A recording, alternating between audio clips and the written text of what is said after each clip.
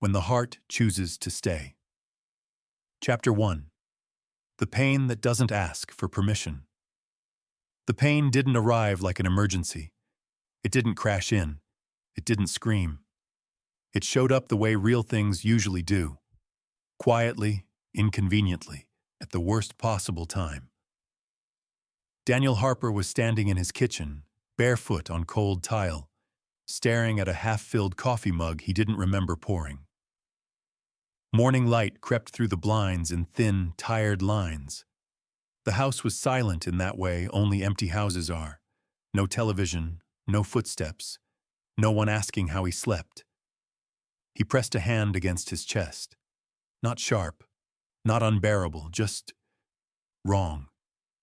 Daniel waited, counted his breaths, told himself it was stress, or age, or the price of sleeping badly for too many years in a row. He had learned to negotiate with discomfort. Men like him always do. But the pressure didn't leave. It stayed, calm, persistent, almost patient. By the time the paramedics arrived, he felt embarrassed more than afraid. He apologized too much, made jokes that didn't land, assured everyone, himself included, that this was probably nothing. At the hospital, time became strange. Minutes stretched. Hours disappeared. And then she walked in. Dr. Emily Carter didn't rush. She didn't perform urgency. She read his chart first, quietly, like she was meeting him before meeting him. She was younger than he expected. Mid-30s, maybe. Hair pulled back without trying to look effortless. Calm eyes. A voice that didn't float or harden. It simply stayed steady. "Daniel Harper?" she asked, even though she already knew. "Yes," he said. "Unfortunately." A small smile touched her mouth. It didn't linger. She listened to his heart. Really listened. Not just with the stethoscope, with her attention. Daniel noticed strange things in that moment. The way the room smelled faintly of antiseptic and coffee. The sound of her breathing as she leaned closer. How suddenly he felt very aware of his own age, his body, the miles it had carried him. "Tell me when it started," she said. He did. She didn't interrupt. That mattered more than he realized at the time. Chapter 2. Lines that shouldn't be crossed. The diagnosis wasn't catastrophic, but it wasn't nothing. A cardiac event. Early, manageable, a warning, more than a sentence. Daniel stayed. Days blurred into one another. Emily became a constant, not always present, but always expected. She checked in with him during rounds, asked real questions, answered his without softening the truth. She never called him sweetie or hon. She called him Mr. Harper at first, then Daniel. He noticed how careful she was, professional, measured, kind without inviting anything else. And still, something happened. It wasn't flirtation, it wasn't attraction in the obvious way.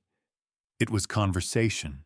Late one evening, when the hallway was quieter than usual, she asked him what he did before the pain. "I was a project manager," he said. "Before that, I thought I wanted to be something else." "What stopped you?" she asked. He shrugged. "Life, bills, fear. Take your pick." She nodded, like she understood more than she was saying. Daniel found himself wanting to tell her things he hadn't told anyone in years. About his divorce. About the way silence can feel heavier than noise. About waking up one morning and realizing you've been strong for so long, you forgot what it feels like not to be. He didn't say those things, but he thought them. And Emily, she sensed the edge of it, the line, so she kept her distance. When he was discharged, she stood at the foot of his bed, hands folded, posture neutral. "You'll need to slow down," she said. "Listen to your body." He smiled. "You're telling me what I've been avoiding." She hesitated, just a second longer than necessary. "Take care of yourself," she added. "And, Daniel?" "Yes? I hope you don't rush into anything, in general." He understood what she meant, and also what she didn't say. Outside, sunlight hit his face like a reminder. Life was waiting, messy, unfinished. As he walked away from the hospital, Daniel felt something unfamiliar. Not regret, possibility. And somewhere behind him, Emily watched a patient leave and felt something she didn't allow herself to name. Not yet. Chapter 3. The cafe between what was and what could be. Daniel didn't choose the cafe for any particular reason. It sat on a corner he passed often but rarely noticed. Brick walls, wide windows, a bell above the door that rang softly, like it didn't want to interrupt anyone's thoughts. He was learning how to live slower. Doctor's orders, technically. But also, a quiet decision. Daniel ordered black coffee and a sandwich he didn't really want. Sat near the window, watched people move with purpose, phones in hand, lives in progress. And then the door opened. The bell rang. Emily stepped inside. She wore jeans and a simple coat, her hair loose now, unfamiliar without the hospital's clean lines and routines. For half a second, she didn't see him. She was scanning the menu, distracted, human. Daniel felt something tighten in his chest. Not pain this time. Recognition. He almost didn't say her name. Almost. "Emily?" She turned. The moment stretched. Not dramatically. Just enough. "Daniel," she said, surprised. Then smiled, real this time. "Hi." They stood there, unsure of the choreography. Two people who knew each other only in a place where time and roles had been controlled. "This feels strange," she said lightly. "Better than fluorescent lights," he replied. They laughed. It came easily. That startled them both. She joined him at the table. Coffee became an excuse. Conversation followed without asking permission. They talked about nothing at first.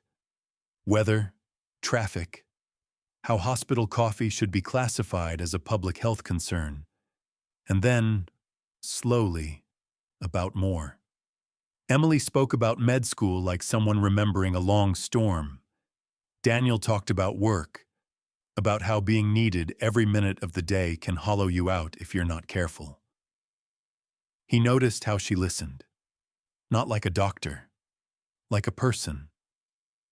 At one point, she glanced at her watch. "I should go," she said, but didn't move.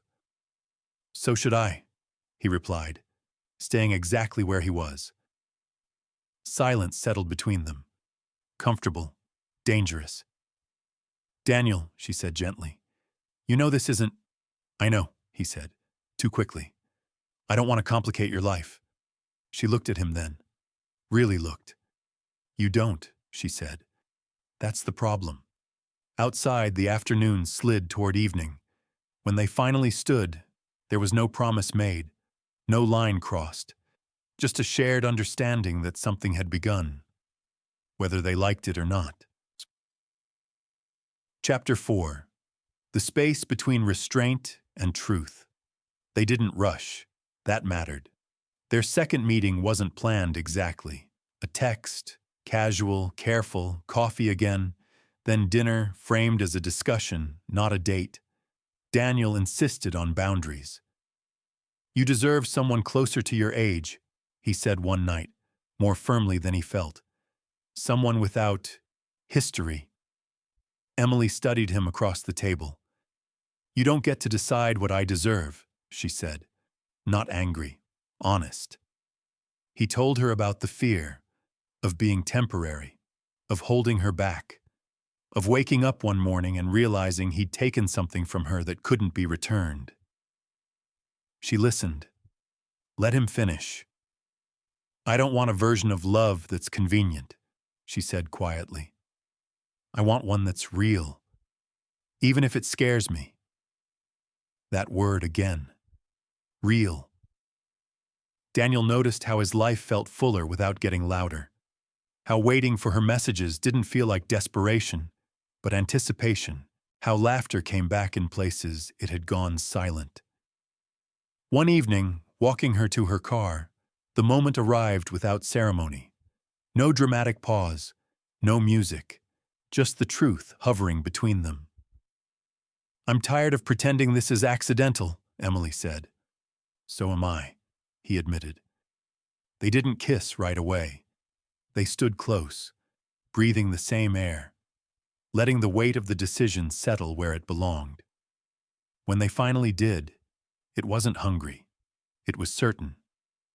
Daniel understood then that love doesn't always announce itself early. Sometimes it waits until you've learned restraint, until you've lost enough to recognize what matters. As Emily rested her forehead against his, she smiled. "We'll figure it out," she said. For the first time in years, Daniel believed it, not because the future was clear, but because he wasn't facing it alone. Chapter 5. The Fear of Becoming Someone's Regret. Daniel had always believed that love, real love, was something you earned by being useful. You showed up. You stayed steady. You didn't ask for too much.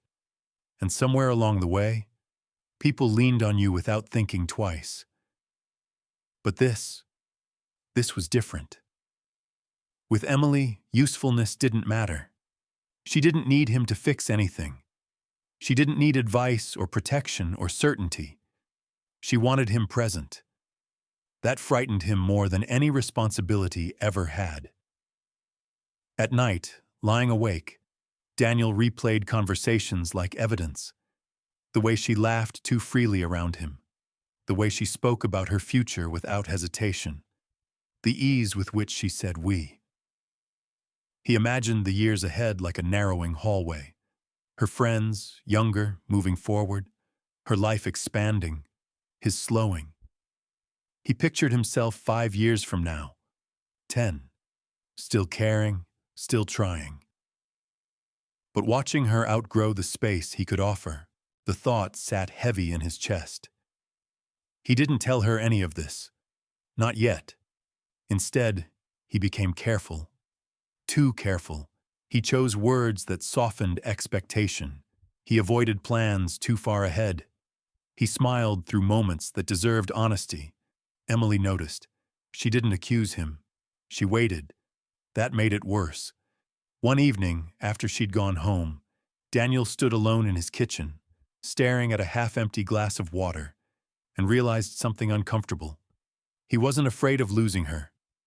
He was afraid of staying and failing quietly. Of waking up one day and seeing disappointment in her eyes, not anger, just the subtle knowledge that she'd chosen wrong. Daniel had survived many things. Being someone's mistake didn't feel survivable. Chapter 6. Choosing loneliness over the risk of love. Daniel pulled back before he meant to. A canceled dinner, a delayed response, an excuse that sounded reasonable enough to pass unnoticed. Emily didn't chase him. She asked once, "Are you okay?" She said over the phone. "I just need space," he replied. "To think." She was silent for a moment. "Okay," she said. "I'm here when you're done thinking." That sentence followed him for days. He walked more, ate less, let the city move around him while he tried to convince himself that restraint was kindness.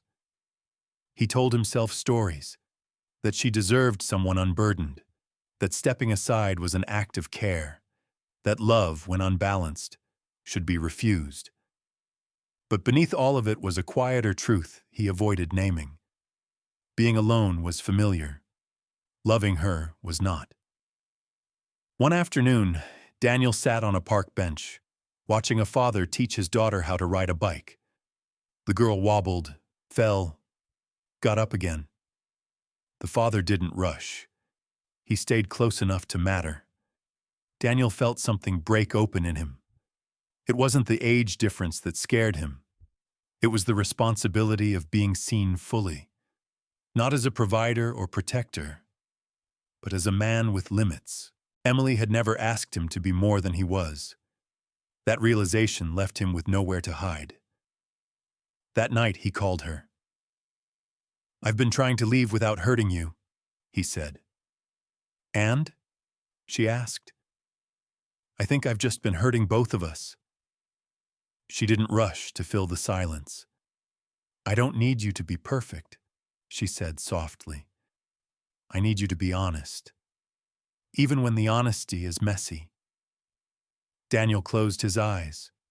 For the first time, he understood that choosing love wasn't about confidence. It was about courage. And courage, he realized, didn't feel strong at all. It felt like standing still when every instinct told you to retreat. "I'm scared," he said. "I know," Emily replied. "So am I." They stayed on the line longer than necessary. Not fixing anything yet, just not running. Chapter 7. The choice that doesn't announce itself. They didn't mark the moment with anything special. No speech, no promise framed as forever, just a decision that settled quietly between them. Daniel met Emily after her shift one evening, outside the hospital where everything had begun. The building looked different now, less like a place of fear, more like a chapter already read. They walked without direction. Let the city choose the route. "I've been thinking about what you said," Daniel began. "About honesty." Emily nodded, giving him space. "I can't promise you youth," he continued, "or certainty. I don't even know what the next 10 years look like for me." She stopped walking. "That's not what I'm asking for," she said. "I don't want a guarantee. I want a partner who stays present." Daniel felt the weight lift, not disappear, but shift. "I've spent a long time stepping aside for other people's futures," he said. "I don't want to do that anymore. Not if it means walking away from something real." Emily reached for his hand. Not urgently, just enough to connect them. "That's all I wanted," she said. They stood there, traffic passing, voices around them, the ordinary noise of life continuing without pause. And for once, Daniel didn't feel behind it. He felt inside it. Later, sitting on his couch, sharing takeout and stories that didn't matter much, he realized something quietly profound. Love didn't arrive with certainty. It arrived with willingness. And that, he thought, might be enough. Chapter 8. What they chose to build.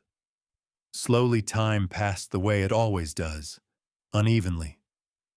Some days were easy. Some days carried echoes of old fears.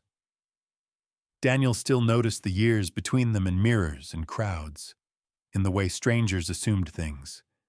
But Emily never treated him like a compromise. She invited him into her world without apology. Friends, laughter, plans made without shrinking.